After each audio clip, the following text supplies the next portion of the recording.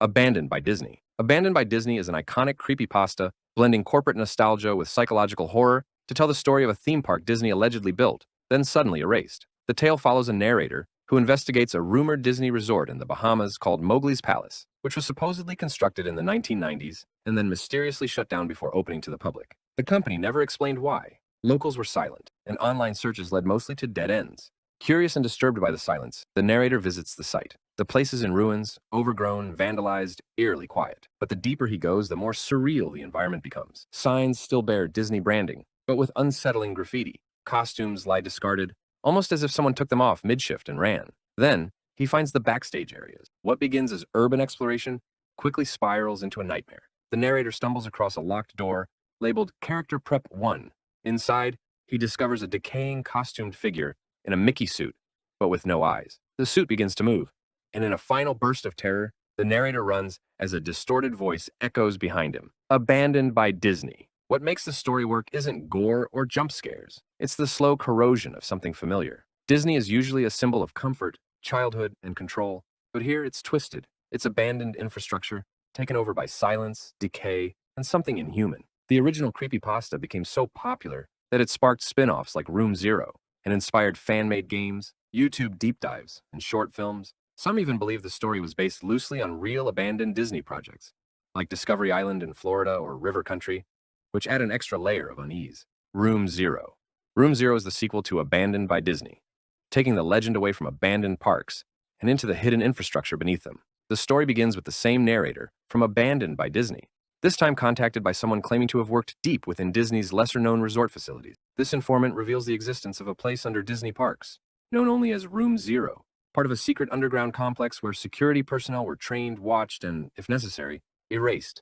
Unlike the overgrown charm of Mowgli's Palace, Room Zero is stark, clinical, and heavily surveilled.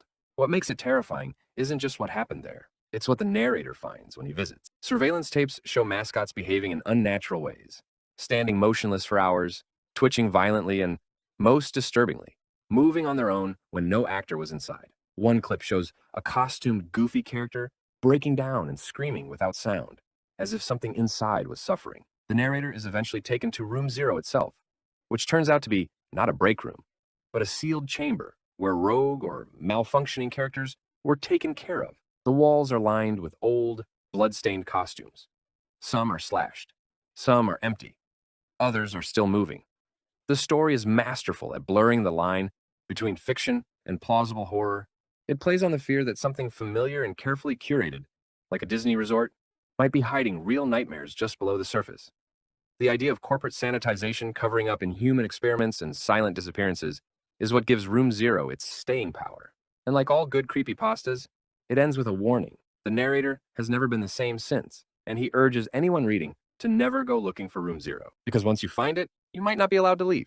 Gateway of the Mind. Gateway of the Mind is a psychological horror creepypasta that poses a disturbing question. What happens to the human mind when it's completely cut off from the physical world? Set in the early 1980s, the story follows a secret experiment conducted by a group of rogue scientists who wanted to prove the existence of the soul. Their theory was simple but unsettling.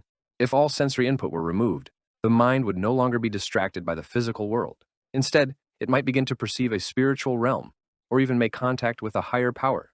To test this, they locate an elderly man with no family or legal ties who volunteers, claiming he has nothing left to live for. Surgeons disable every one of his senses, rendering him a living consciousness trapped inside his own mind.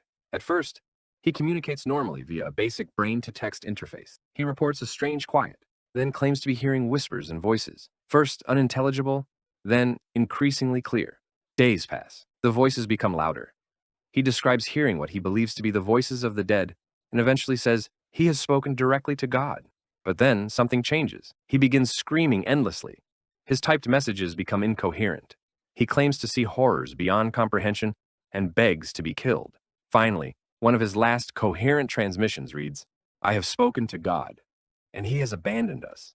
Shortly after, he dies, biting through his own tongue in a final act of self-destruction. The researchers end the experiment and destroy the notes. Ben drowned, fusing haunted video games, digital possession, and ARG elements into one unsettling experience. Ben Drowned begins when a college student named Jaducible acquires a used Nintendo 64 cartridge of The Legend of Zelda: Majora's Mask. But the cartridge isn't normal. The label is blank. The game behaves erratically, and when Deducible loads a save file labeled BEN, things start to go very wrong. Characters begin referring to the player as Ben. The music becomes distorted. Link is followed by a haunting statue, an in-game model known as the Elegy of Emptiness, that moves on its own. Glitches become more frequent, but they seem intentional, almost like messages. Then the game begins displaying eerie, cryptic text like, "You've met with a terrible fate, haven't you?" A line that becomes the story's chilling refrain. What sets Ben Drowned apart is how it spills out into the real world. Jadisable posts videos of his gameplay on YouTube, showing viewers the haunted glitches. Then a second phase begins, an elaborate ARG involving hidden websites, AI simulation, and the idea of a malevolent digital entity trying to escape the cartridge and leak into the internet itself. The story transforms from a simple haunted game narrative into a sprawling mythos about consciousness, possession, and corrupted data. Ben, as an entity, begins to communicate, using code, symbols, and even direct messages, raising the unsettling possibility that he's more than just a ghost in a machine. Some followers even claimed Ben reached beyond the game, appearing in computer files or influencing real-world events. What makes Ben Drowned so effective is how it exploits something deeply familiar, nostalgic childhood gaming, and twists it into a corrupted experience. It was one of the first creepypastas to fully embrace transmedia storytelling, blurring the lines between fiction and reality in ways that made viewers wonder, what if a game could really be haunted? And long after the story seemed to end, the Ben mythos continued to evolve.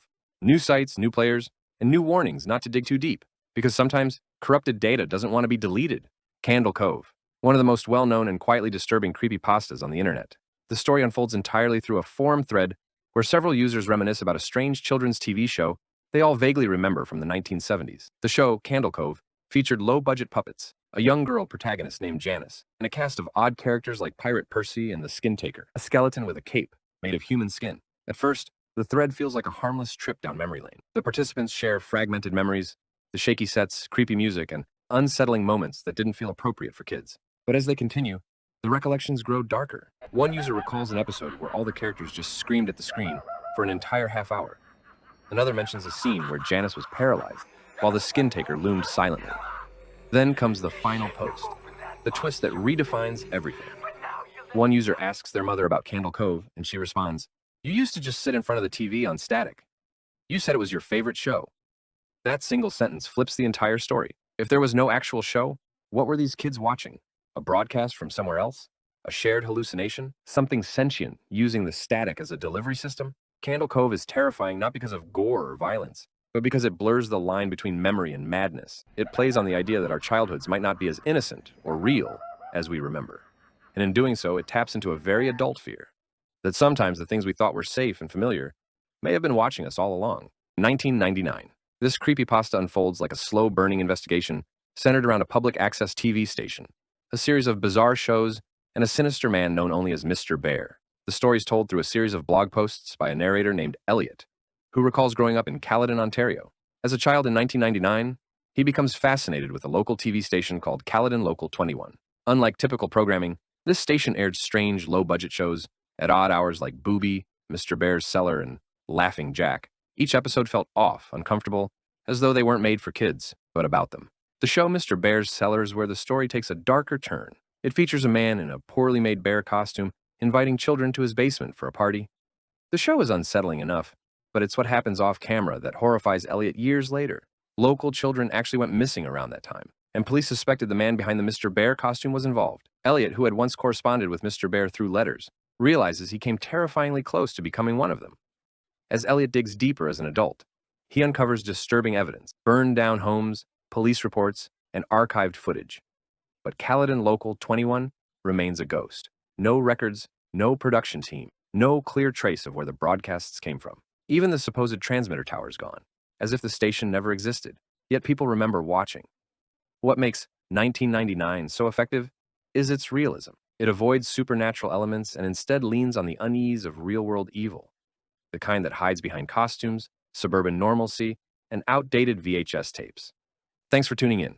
If you found this interesting or learned something new, go ahead and give the video a thumbs up. Drop a comment with your thoughts or favorite part. I'd love to hear what stood out to you. And if you're into these kinds of explainers, don't forget to hit that subscribe button for more. Thanks again for watching, and I'll catch you in the next one.